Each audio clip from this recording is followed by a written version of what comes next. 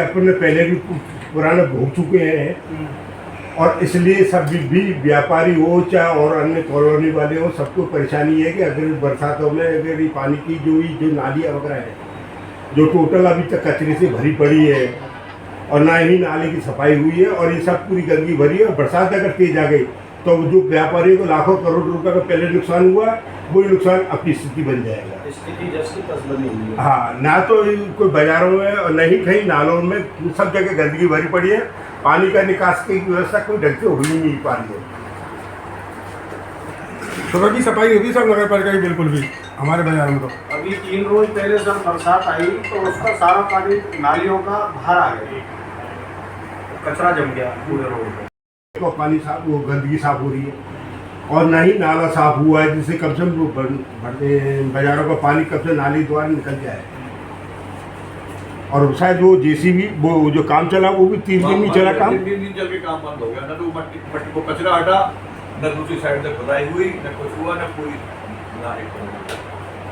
किसकी बात कर रहे हो आप? जो कच्चा आगे कच्चे नाले में भी कुछ नहीं हुआ, प्रकृति नहीं डरी। कैसी बात कर रहे हो यार आप?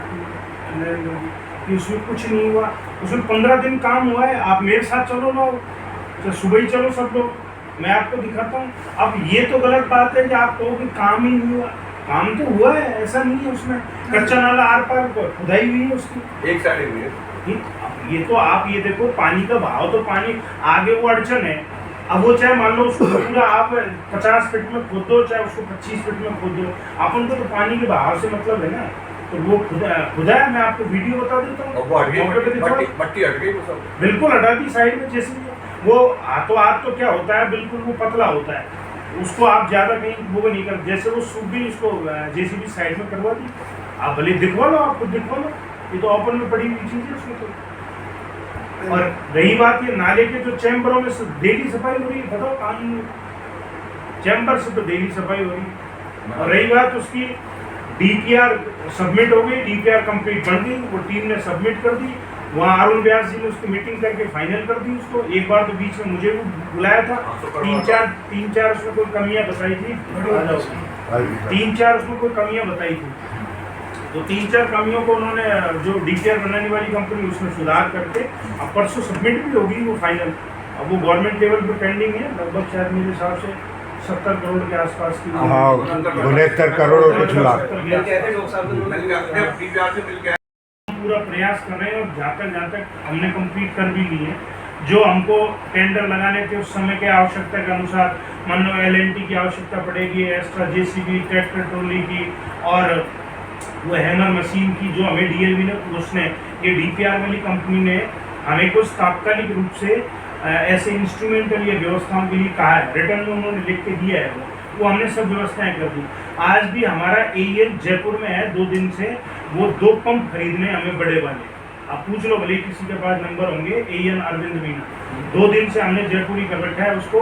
वो जो भी कंपनी है उसकी तरफ से वो पंप हमें 2 खरीदने, जो इन्होंने DPR वाली टीम ने और योगेश जी ने वो किए हैं, सजेस्ट किए हैं कि भाई आप ये 2 प्रकार के पंप को खरीद के रखो।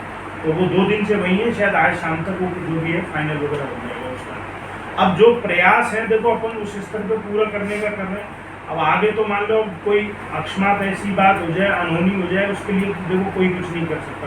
लेकिन जनरली वे में कोई ऐसी समस्या पिछली बार वाली इस प्रकार की आएगी नहीं, उसके लिए अपन पूरी तरीके से तैयार है। और अब ये जब तक ये बात तो आपको भी सबको पता है कि नाले में जो इसका लेवल है वो गड़बड़ है, असल समस्या वो है, उसका समाधान ये डीपीआर में होगा। उन्होंने डीपीआर में कर दिया समाधान उसका।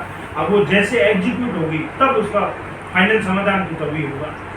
जब तक छुटपुट मान लो कोई सफाई की बात है कि भाई यहाँ ऐसा करने से ये रिलीफ मिल सकता है, जैसे आप लोगों ने पिछली बार भी बताया, आपको ऐसा लगता है 2-5 साल से और काम जो हमने किए इसके अतिरिक्त भाई ये काम और करने से कोई बेहद फायदा मिल सकता है, आप सब लोगों की नज़र में हो तो आप लोग भी बता दो, रिटर्न में लिख के दे दो उस चीज़ को। सर मैं बता रहा हूँ, ये जो सफाई नहीं है कि ये चैम्बरों में से कोई मतलब बहुत ज़्यादा निकाल रहे हो ये लोग। एक्चुअल पोजीशन ये है कि चैम्बरों की स्थिति अगर आप देखोगे ना आज भी तो बिल्कुल ओवरफ्लो है चैम्बर। 2 बना के खारी नाले, बिल्कुल खारी नाले से लेकर चौबेपाड़ी की पुलिया तक। सर मेन जो समस्या है ये यहाँ पे है, मेन जो समस्या है बीच में आपको स्लीपर लोग या जो भी ये खलीक अहमद जो भी है आपको मिसगाइड कर रहे हैं। हम तो क्लियर बोल रहे हैं आपसे, ये प्रॉपर सफाई नहीं कर रहे। पूरे कटरा बाजार की नालियां पैक पड़ी हुई हैं। आपने उस टाइम हमसे 17 तारीख के बाद 20 तारीख का बोला था, आपने कहा मैं 20 तारीख को एक बार युद्ध स्तर पर काम चालू करवा कर सफाई ये की नहीं की नहीं हुई सर, बिल्कुल नहीं। इसलिए आपसे निवेदन कर रहा हूँ दोबारा कि ये लोग आपको गुमराह कर रहे हैं। अब जाओ देख के कोई भी सफाई नहीं हो रही है, कटरा बाजार बिल्कुल डूब के कगार पे, मैं सत्य बता रहा हूँ आपको। हम स्थिति देख कर आते हैं, आपने हम बहुत ज्यादा परेशान हो गए। कटरा बाजार सफाई नहीं है, कुछ नहीं है, केवल 2-4 बरातर निकालेंगे, बैठ जाएंगे, बस बीड़ी फूकेंगे और कोई काम नहीं है। इतना मलबा निकलेगा, इतनी और है। देखिए साहब, अभी जो अपन का जो रूटीन का काम है ना, बारिश से पहले जो नालियों की सफाई होना, ये नालों की सफाई होना, हाँ आप इनको बुला के पूछोगे, ये आपको yes yes sir, yes sir, yes sir अभी ये शीतला चौराहे वाला जो